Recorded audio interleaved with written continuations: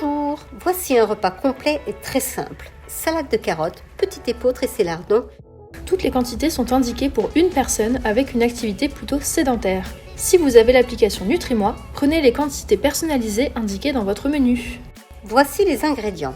75 g de petit épeautre qu'il faut faire tremper la veille pour réduire son temps de cuisson et renforcer sa valeur nutritionnelle. À ne pas confondre avec le grand épeautre. Si vous lisez juste épeautre sur le paquet, c'est du grand épeautre. Ce sont bien deux variétés de céréales différentes. Le petit épeautre est pauvre en gluten et riche en goût.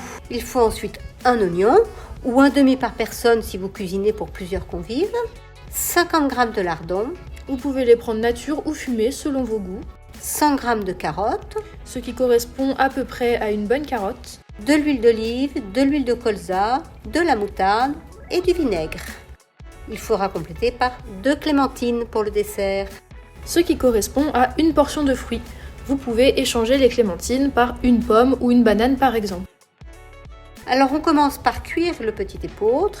Il faut ajouter de l'eau dans la casserole, mettre un couvercle et laisser cuire à feu doux pendant 15 minutes. Pendant ce temps, on a le temps de préparer l'oignon que l'on va émincer et mettre dans la poêle. On ajoute les lardons et une cuillère à soupe d'huile d'olive.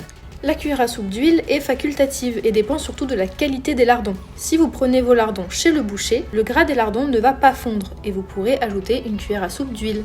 En revanche, les lardons industriels sont de moins bonne qualité et graissent beaucoup plus la poêle.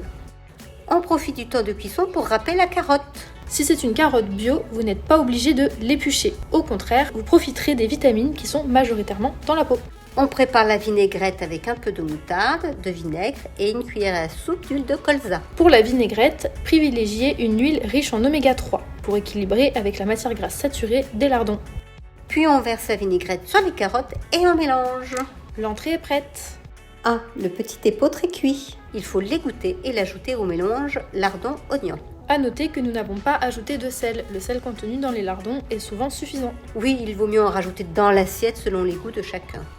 Pour un repas équilibré, il faut bien compléter avec une portion de fruits en dessert.